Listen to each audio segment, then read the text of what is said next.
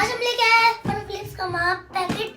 तो अब हम इसकी अनबॉक्सिंग कर रहे हैं, देखते हैं इसमें कौन कौन से फ्लेवर निकलते हैं। फिर इसे यहाँ से उठाया तो ये पहला खट्टा मीठा फ्लेवर और सेकंड मॉकटेल,